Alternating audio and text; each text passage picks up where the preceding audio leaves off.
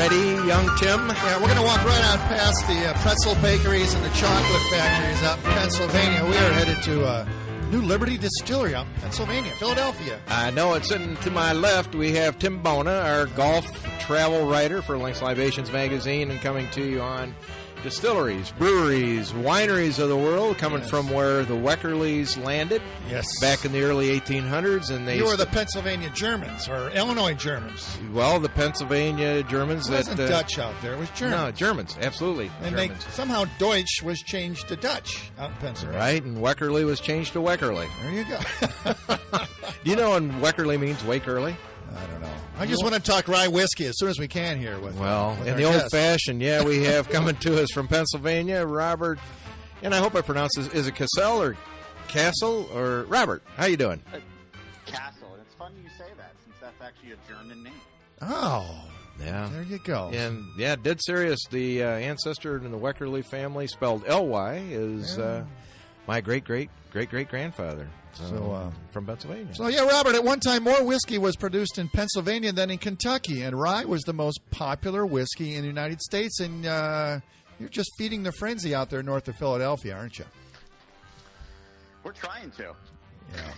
Yeah. Did you know, and a little fun fact for you, there was a guy from Chicago named Mr. Capone that there's a distillery in Iowa that produced rye. It was his favorite drink, and it was the only distillery that he actually paid for his liquor during that famous Prohibition time, his favorite drink. So there you go, Robert. If Mr. Capone shows up, you can give him your favorite beverage. So well, look, as a Philadelphian, I feel like I'm happy to say that we actually had him in prison here. Oh, is that right? Man. Yeah, he spent time at Eastern State Penitentiary over in the Fairmount neighborhood way back in the day.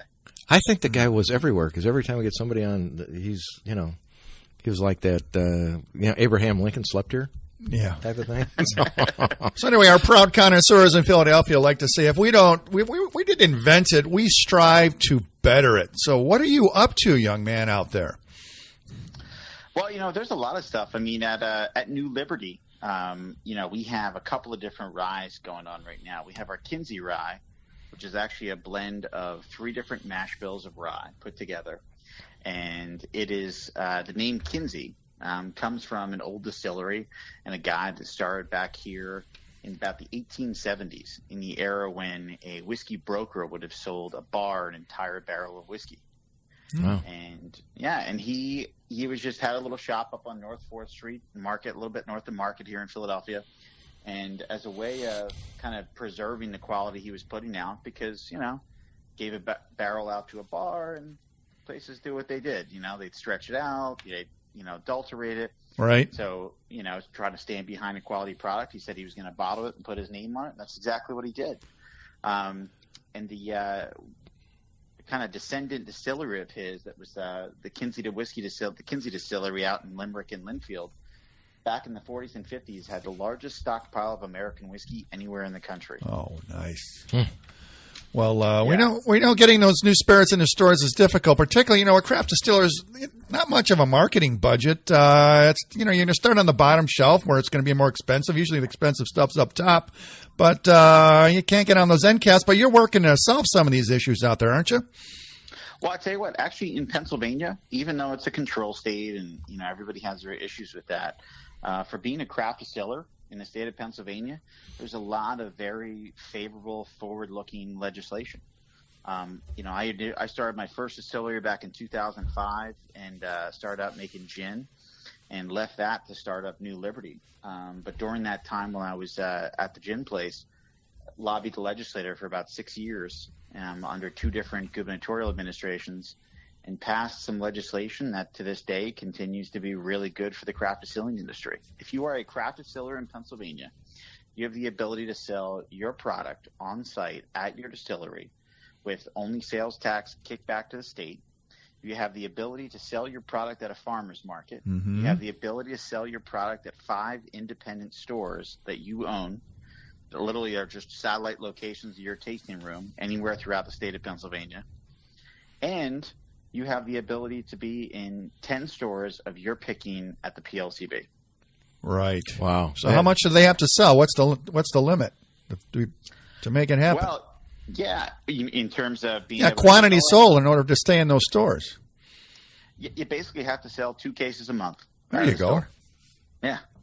There you go. Wow. So are you distilling product then every week? Is this your schedule that maintain and have a weekly schedule of distilling and going forward? Oh, yeah. Weekly is absolutely. Pretty much so. Every time we have a snow day like we just have this nor'easter, we're like, the first thought is, okay, now we're behind on the production plan. Oh, yeah. Wow. Where do you get your products? What tell us from beginning, middle, and end. How that comes in, where it goes, and what what products you're using.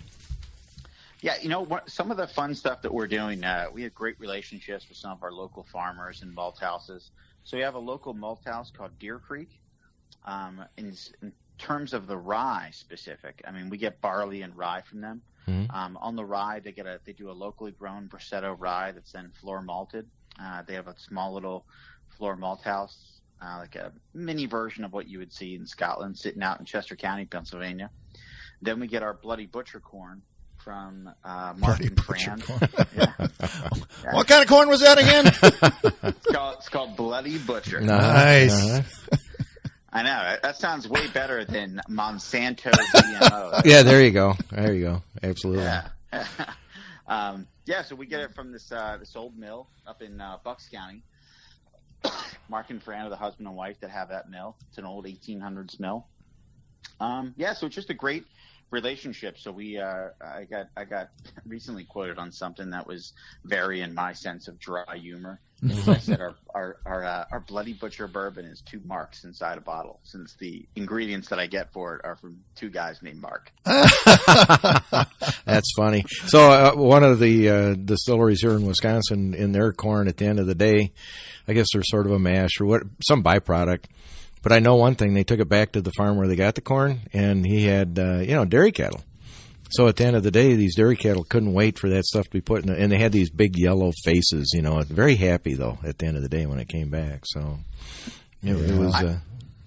I got to say though, that's one of the great things about the distilling industry is it's an industry that was always tied heavily to agriculture. Right. I mean, here in Pennsylvania, we have such a diverse agriculture, whether it's fruits or nuts, berries, rye, corn, barley. A huge amount of diverse agriculture, which is why before Prohibition, there were 1,300 licensed stills in the state of Pennsylvania. Wow. And a lot of them are tied to farms. Well, we're talking with Robert Castle, and he's in the Pennsylvania arena in that new Liberty distillery that he has, but he also is formulating and working within the Distillers Guild and putting that together, and that has some challenges too, across the country. I mean, these are independent businessmen; they all are stressed for time and things to do, and I know that you're finding some of the pleasures and some of the growing pains of doing that, right, Robert? Yeah, I mean, the fun part about the Distillers Guild is everybody thinks about the idea of the lean startup business model that we all do to start up our actual distilleries. Right. You basically take that and then you stretch it 10 times as much. And that's the idea of a craft distillers guild.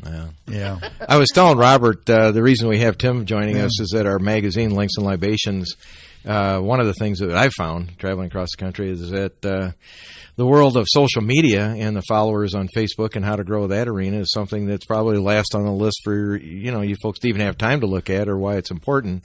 And when we have somebody like Tim that does features on golf, we have one saying in our magazine: golfers golf, then they sip. Yes.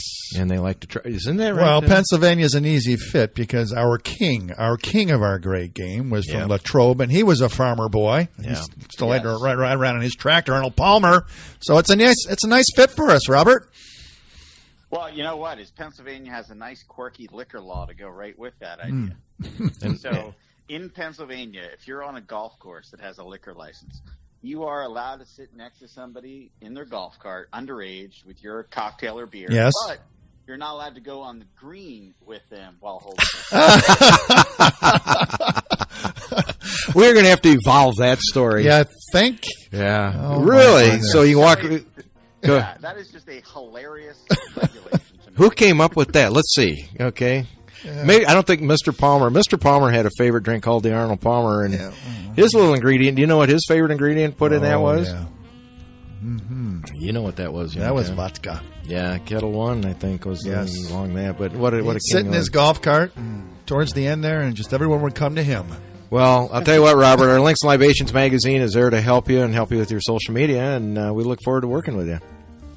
Yeah, well, I'll tell you, I mean, another little interesting tidbit about Pennsylvania is this past year's ACSA convention, Pennsylvania had the most awards at it by any other state in the country. No kidding. Wow, congratulations. That is fantastic. It's not all about pretzels out there. Well, you know what? I graduated from high school, I'm called to Freeport, and our moniker is mascot Pretzel. All right. Listen, Robert, we want to come out and visit you. We have to come to the King's home. We have to come to Pennsylvania, my home. Our travel writer, Betsy Hill, will be in touch with you to set up some organizational dates, and we look forward to working with you soon. All right, sounds good. Cheers, Robert. Yeah. See you guys. Send us anything you'd like us to get out there, Robert. We're looking forward to working with you. Anyway, Robert Castle, the Pennsylvania Distillers Guild, and New Liberty Distillery. Young Tim. Yep. Wilt Chamberlain was from Pennsylvania. Did you know that? You know what? Wilt the Stilt. Last Johnny night. Unitas. Johnny Unitas. Pennsylvania boy. Last night, 30-30. They had a 30-30 basketball. 30 points and 30 rebounds. There you go. Wilt Chamberlain had over 100 of them. There's only been 3 since he left the league. Anyway, good talking with you, Tim. Good talking with you, Robert. We'll be back on Distilleries, Breweries, Wineries of the World. Talk to you soon.